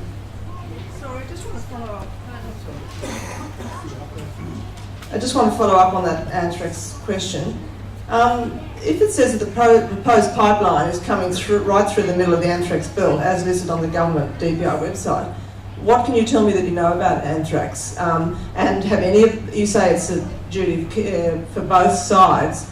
Well, a lot of people here, I think, would know that it was down in that area around Peeper Day. I think you're not going through that place, you're going through Breaker Day, which is very close. So it's in that area around there. I know that, I've heard of that. I'm sure a lot of people in this room have heard of it. So surely you would have checked all those things before you even started taking any soil samples off the stock routes or anything. If you're taking that off a stock route, did anyone mention anthrax to you? Because if it's not listed anywhere on your website, it should be. Thank you. Jim? Look, by no means, Gary, do I have the level of information or detail about anthrax that you're talking about there. I simply don't have the information available to me, and it's not something that I personally am a specialist in either. In terms of work within stock breeds, anywhere where we're undertaking soil sampling, for example, within stock breeds, we've provided activity statements of exactly what's proposed to local land services regarding that activity, which includes consideration of, as we have with landowners, ability to advise us of any specific requirements regarding biosecurity matters in those areas. So the answer is So, Jim, can I follow up there briefly? I know, Jim, we talked about before, obviously it's impossible for you guys to know everything and every answer. Is that something Kevin could possibly follow up and maybe within a 2-week time frame post on the website in relation to anthrax in particular? Look, I'm not sure that it's something that we've got information available, Matthew, to provide a direct response on that matter. What I would say is that there are, my first answer around biosecurity matters is that there will be a lot more work done prior to construction and the preparation of construction environmental management plans, which are required to submit those, and then more detailed documents than what gets done at the EIS stage to the relevant authorities, whether it be DPI, local land services, for their input during the pre-planning for construction. I'm sorry, I just have to follow up on that. Yeah, sure. But how do you know it's not too late? You've been taking the samples, you've been moving from property to property, ignoring biosecurity, jumping fences. How do you know? You need to know that. It's too late to say, you'll find it out later on. You need to know before you even start. So, Kerry, I've relied on the advice from local land services during the consultation we've undertaken prior to undertaking that activity. Well, I don't think that's good enough. Thank you. Further questions? We've still got our slide, we had our slide up there, sorry, about the process in terms of the LS. Any further questions on that, or do we want to move on to the next slide, Jim? I'm not sure if we're just back there a bit. But again, have to take questions on, is it the one after the LS? Yeah, right. Okay, so I'll let Jim continue on that, but again, put your hand up if you want to ask a question on this. So this slide talks about compensation. It's not something we've been asked directly tonight yet, but it was something we spoke about last night at length. We are in the early stages of commencing, and I guess there was a reference to something on our website that I wasn't aware of last night. Apparently our website says that we are currently commencing easement negotiations. Just let me be incredibly clear and avoid any, terms that may confuse people in relation to this. We have not commenced easement negotiations yet. Yes, we have put preliminary numbers in front of a small number of individuals, but in the very near future, we will be making formal offers to people regarding an easement agreement. I expect that we'll be doing that in the next couple of weeks. The nature of that agreement will be an easement agreement deed, which the most common term to refer to that is an easement option document, which would grant APA, if it was agreed to, an option to obtain an easement at a future date. within an agreed term. There is a payment that's paid for entering into those agreements. We think of it as an option payment, which is a compensation for entering in and placing that encumbrance upon your land for the initial period of the easement agreement. Should the easement then be taken up and the project proceed, the compensation arrangements under that agreement will then be payable as well. The typical heads of compensation for projects of this nature are the value of the easement, as well as the loss of production that occurs during construction, as well as indemnity provisions which provide for any future loss of production that occurs as a result of ongoing activities associated with the life of that bit of gas. I've got Don down the front here before John. Just one quick question which came up last night, Jim. The initial option payment that's paid at the beginning, if, for example, the Narrabri project doesn't go ahead, I assume that option payment is a non-refundable option payment. That's right. It's a payment made totally at our risk for entering into that agreement initially. If the project doesn't proceed, the landowner gets that money. Right, thanks. Okay, Don, and then I'll jump back to you, John. I might be just a dumb farmer, but I'm getting a hell of a lot of problem getting my head around the fact that you're offering easements to some people, yet you've got an entire shire here that's saying no to the pipeline, and you've got no chance in hell of getting an easement through it. Thanks, Don. Jim? Or Paul? Don, we're going to talk to people who want to talk to us, and we're going to try and pursue our project as best we can. We acknowledge there's some objections. So one of the similar question was asked last night, Paul, and obviously you talked about linear infrastructure, and obviously linear infrastructure, you might have people who don't want it in certain places. What happens, for example, 460 kilometres if you've got, let's pick a number, you talked about 270 kilometres or 300 kilometres, and then you've got people who don't want it through their land. What happens after that? Yeah, look, that is a good question, and I think probably setting the scene for that, there are no forms of linear infrastructure with their road, rail, power, telecommunications cables that government, and I stress government, doesn't have some recourse in certain events and circumstances to take compulsory acquisition. I need to stress APA does not have and will never have the power of compulsory acquisition. That is something that we're totally set with government to do. The process of us exhausting where we can agree, ultimately, if we choose to pursue with the project, we can make an application to the Minister or to the Department for them to consider compulsory acquisition. They will take that on its merits in terms of what the objections are, the importance of the project, and a whole range of other criteria that are specific to government. So yes, of course there is compulsory acquisition as there is for practically every linear form of infrastructure that exists. Thanks, Paul. John? John Burton again. Have you spoken at all to financial institutions, banks and land valuers? You're talking about easement, compensation. Over the last, say, well, I can go back 10 or 15 years, the land values in Coonamble Shire alone have tripled. This pipeline is going to be here for probably ever if it goes down. If we can't stop it, which we're going to do a bloody damn good job at trying to. At the end of the day, what I'm trying to say is, if land values are not considered, compensation at that level isn't even going to touch the surface, because from my point of view and my financial institution and my bank, the valuation of our land is not going to increase and most likely will decrease because of all of the problems associated with pipelines and that type of infrastructure going through the middle of your property. Now, I've gone to a lot of expense in the last 5 or 6 years purchasing, as probably many other people in the Shire have done, Crown Road, paper roads that were incumbent on our land. Call it a government cash grab, whatever you want to call it. We wanted to secure our property and our freehold tenure, and now we're going to try and accept an easement for some bogus amount of compensation and destroy our land values going into the future. That's a major concern for a lot of people. Look, very good question, and I think probably there's a multitude of responses I can provide there. Firstly and foremostly, we have consulted with valuers who have gone and done recent and regional sales, and you're quite right. Like in a lot of Australia, the value of primary production is recognised, and we're seeing quite a growth in primary production land values. So the offers that we present in the first instance to landowners will, in our view, reflect contemporary land values and diminution rates around the easement and some of the other factors that Jim was talking about there. Probably importantly, we will be offering anyone we're talking to about an easement the ability, at our cost, for you to engage your own lawyer and your own valuer, if you think that's important, to have a look at what we propose. If your valuer has a different view on diminution, or they can point to a more recent sale that correlates with your particular property, I'm using just as an example, we intend to negotiate on that basis. So what we put to people in the first instance is what we think is a sensibly founded set of compensation principles based on valuation expertise. If there's emerging views and different perspectives on that, that's what we intend to negotiate about.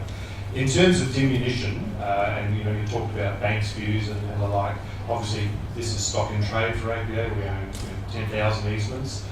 It's often put to us that there will be long-term diminution of easement values, and I can say confidently, because it's been put to us by many landowners' valuers over the years, we've had valuers looking at comparative sales in regions after pipelines are built of saying this property, which is similar to that property, one has a pipeline, one doesn't.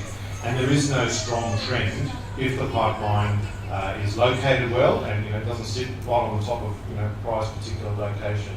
There's no trend of long-term diminution. But again, these are the sorts of things, the one-on-one, lawyers, valuers, funded by yourself for a second review, that hopefully can make that process well understood by people. You don't want to put our hands in our pocket and fund those things. No, we're offering to fund those. Sorry, just now. Paul, I just want to make sure, John, what was that follow-up question? I just said we don't want to fund lawyers and whatnot else to get more opinions when we don't want the pipeline. So, just to what proved to you that valuations are going to be affected. So just to make sure everyone can hear that, John just said that farmers don't want to fund that process of additional lawyers, valuers, etc. And putting your project view aside, for those who do want to talk to us about that, there's two ways that the costs of legal and valuation advice of the landowner can be met. One is the landowner can pay those professionals and we can reimburse them, or those professionals can bill us direct. We just obviously need to know their cost of their proposal, the sort of scope of work they're doing. We can pay them direct to avoid landowners needing to put their hand in the pocket, as you described. Thanks, Paul. Just over to Simon.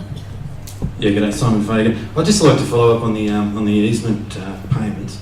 Tom Smith sent a letter to Brian and Marie Plummer indicating that for a 10 kilometre, or approximately 10 kilometres of pipeline, there which is provided as a guide, the figure is $150,000. So to do the maths there, you could sort of say that $15,000 a kilometre is what you're working on, and you're telling us that you've spoken to valuers. So I'm assuming that this figure is coming from someone in with some knowledge of valuation, because I'm pretty sure Tom Smith isn't a valuer. I'd like to know if this $15,000 a kilometre is indicative of what you propose to offer as compensation. And I'd also like to know, is this $15,000 in alignment with other easement payments, such as Reedy Creek, which I believe is in the vicinity of $68,000 a kilometre? Okay. Thanks, Simon. I think it's fair to say it's very hard to make comparisons in different regions, and as you all know, the core of land value typically... It's a guide. It's a guide. The core of land values are often attributed to the productivity, that is, what that land can yield for people. I think we need to go back to what was said before. I think in the circumstance you described, someone asked for a range, so a range was provided. I think it's probably fair to say that was done at when we were at a lower level of understanding of feedback from valuers. Sorry, just follow up there, Simon. It will be a documented compensation submission. You haven't addressed the Reedy Creek question, and so can we assume that the $150,000 that was put on offer for the plumbers is either a lie, a bribe, or an inducement, because they've said no, they don't want to enter into an agreement? It was a response to a question they asked for a range, so a range was provided. It is not an offer. Thanks, Paul. Sorry. Walking across in front of us, jump over here.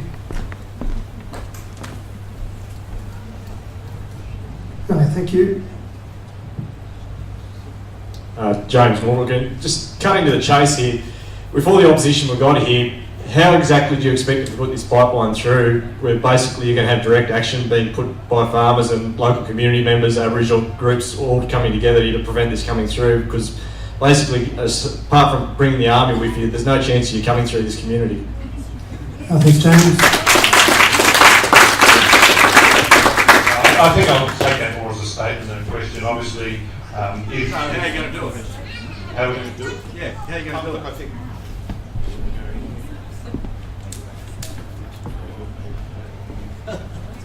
Might be losing batteries. What, no voice? Take this one.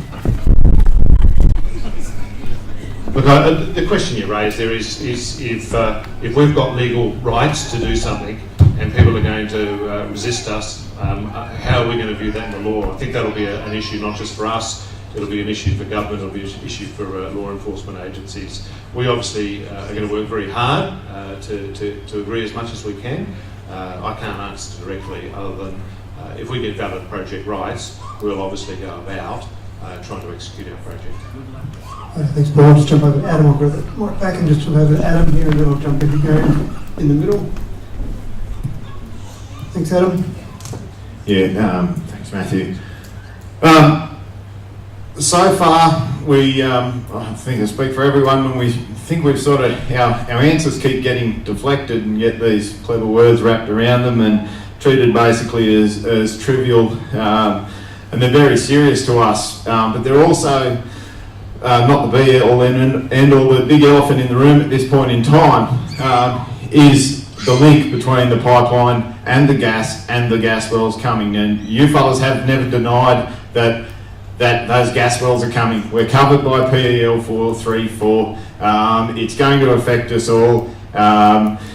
As the guys leading this pipe, you are party to the pollution of our water, the water of these little guys, the water of all the kids in the community.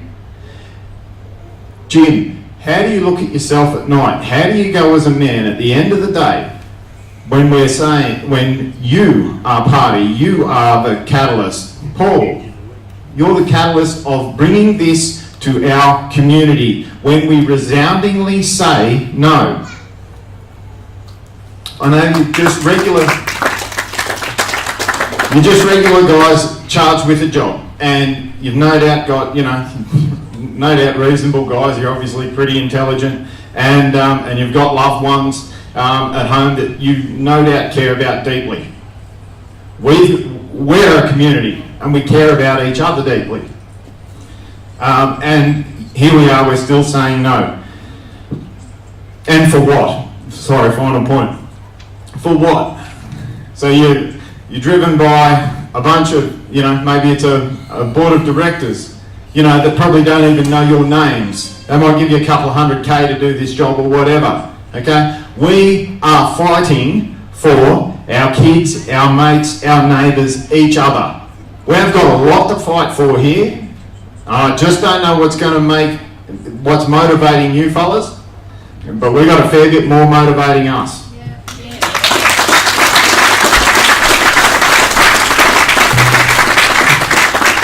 Adam, I'm happy to take that as a statement, unless you want to address anything in particular, Jim.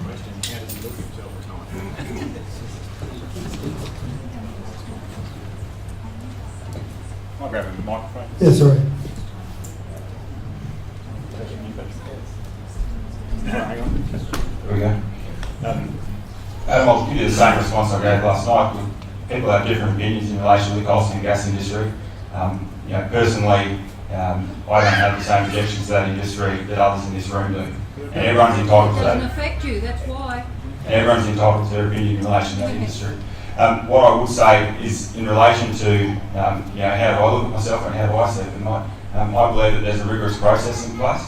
And I believe that the decision making that's being made in relation to the Santos project is being made on the best available advice, and from what I can see, the most rigorous assessment process I've seen applied to a project of that nature in Australia. Thanks, Jim. So, and again, I'm hearing a few people yell out some different things, but again, just try and keep questions going through. And I'm not sure that, I hear the question about the water, I'm not sure that the people we've got here are qualified to talk about the CSG project in particular, they talk about the pipeline. There's obviously the intrinsic link, but I'm not sure that we've got anyone here that's qualified to talk about the CSG project. We really need, I should have Santos reps, Jim, to be able to talk about that in detail. Thank you. I'll jump to this young lady in the middle again. Yep, it is. Just on your latest newsletter, you say APA will design the pipeline to accommodate all reasonable landholder requirements for a full range of farm machinery and other heavy vehicles in order to ensure there is no impact on your day-to-day operations. There was a lot of talk at Tottenham last night. So I'm saying you're proposing to put the pipe 8.2 kilometres diagonally through our property. It's proposed to go through the very best of our farming country, and I can assure you that Brian and I aren't going to let that happen. Can you guarantee or ensure that we won't have any impact on our day-to-day operations, as your newsletter says? And I talk about weight restrictions, topsoil rehabilitation, slumping of the soil. Everything I heard last night was a load of bullshit, and I honestly don't think that you'll be able to answer that question, because to go through us, you'd want to be going down like you're going through the Macquarie River, and you say you can only do 1k, well we're 8.2 k's, and it'll be over my dead body that you come through our place. Thank you. If I can just perhaps talk, getting into a bit of technical detail, Australian pipelines in Australia are designed and managed in accordance with Australian Standard 2AA5. That requires the pipeline owner to design for the current and foreseeable land use. So the onus is on us to work to understand what the land use practices are, which includes the weight of machinery, and design so that normal practices can continue without damage to the pipeline. Again, I go back to the 15,000 kilometres, and this is a great farming area.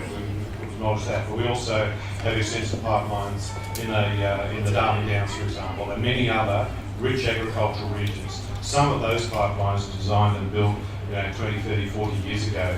Normal agricultural production occurs day in, day out over those pipelines. We are very confident we can design to your farming practices so that you can farm and we can operate a pipeline. So can you tell me a Thanks, maximum? Paul. So I just took another follow-up there. You asked for maximum weight there. Is that the next question? I'm just saying, yes, farming practices 40 years ago are very different to how they are today.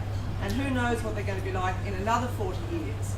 So I would think anything less than 150 tonne maximum would be just unacceptable to us. Can you guarantee that you'll be able to continue farming with that kind of guarantee? So 100 to 150 tonne weight load was what, just to summarise your question in We're very going short to get time into frame. some complex engineering shortly, and I'll fall short on some of the answers.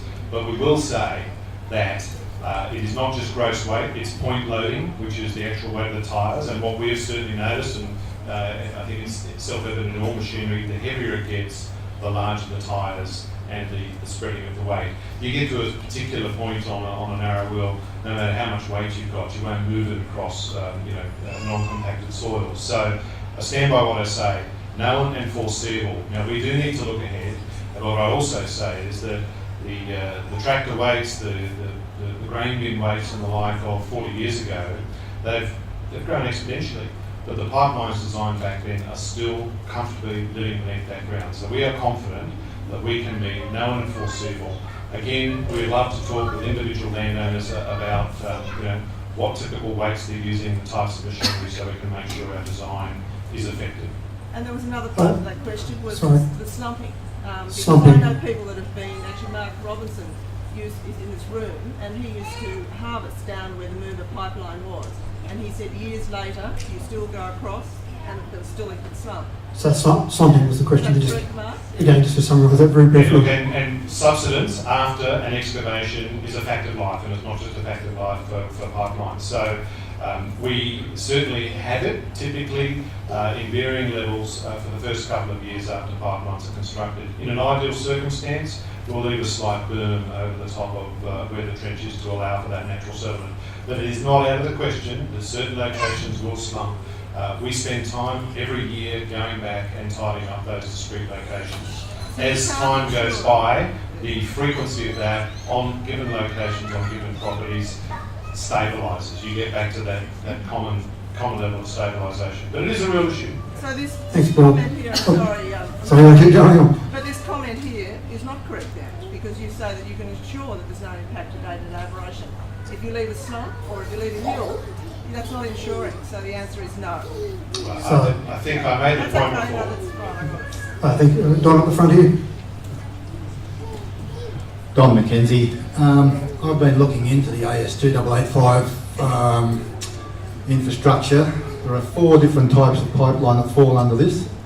They're rated Rural 1, Rural 2, Town 1, Town 2. Under today's farming practices, I state that because of the consequence that could happen through large amounts of large volumes of machinery moving across the pipeline, are you prepared to put the entire pipeline in a T2, which would give it coverage like you would in a town or crossing a road? It's Don. Paul? We're prepared to do a rigorous design in accordance with the standard. The standard, I'm glad to see you started reading it, provides a great deal of guidance on that. So we will take the risks and manage our design to the risks. What's the difference in cost between R1 and P1? I couldn't tell you that. I'm not an estimator. Thanks, Paul. I'll jump back over here again. Sorry. Thank you. Well, yeah, Brian Hannigan here again. I admired the work that you guys have done here today. You've really tried your very best, Jim and Paul. Been courteous and tried to answer the questions as best you could, but you certainly are not coming across our farm out there where Kerry and my family live. But in trying to clarify and put some of these people's concerns aside, I'd maintain that you've really only just turned up here to tick the box. You're not really that worried about anyone's concerns, because if you get the government approval, to hell with our concerns. But anyway, for me, it's all about the water. You're allowing gas to come through this pipeline, which comes from a very dangerous project over in the Narrabri area. And I'd just like a show of hands, as some of you may know, I asked for a show of hands at Tottenham, and basically the whole room are still against coal seam gas and the pipeline. So I'd just like a show of hands here as to who, after all the wonderful work these guys have done, is still actually against the pipeline and more particularly the project. Pretty much unanimous, I think, Jim and Paul, but you've done your very best. Thanks, Brian.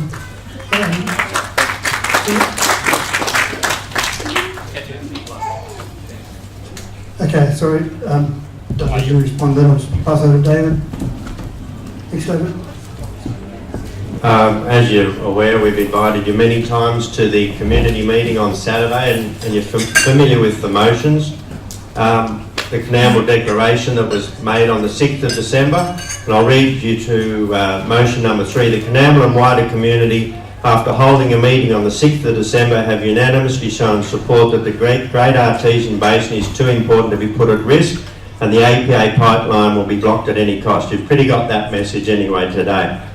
But on motion 2, and this is important for you to understand why we want you to come on Saturday, there will be no individual meetings with affected landholders or the Aboriginal community. We only hold meetings in the presence of the community. That forum for you is on Saturday. For me, I'm done with all this. I'm not interested in talking to you guys. It's been fun, but it's done for me. You've put some letter in the mail that arrived yesterday, bringing this meeting to my attention. You've also brought to my attention that you intend to hold individual landholder groups. As I said to you last night down at Tottenham, we're going to have the Tottenham meeting, the Coonamble meeting, the Pilliga meeting, and then break it down again into smaller groups until you get us off on our own. So my answer, so that I don't have to put these people through all this other nonsense like 3 letters to Ferg Lefebvre and for some unbeknown reason you think you got the right to access his property, be on record. I am not letting you on my place. I will stand firm with my community, and I will do whatever it takes to stop this pipeline, and I will not be engaging with you again. And don't misunderstand that as any willingness to let yourselves in, because there will be big trouble if it does. And I've had enough. I'm going home because I can't put up with the nonsense anymore.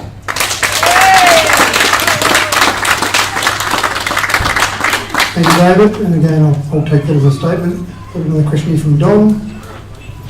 It's not a question, it's a statement also.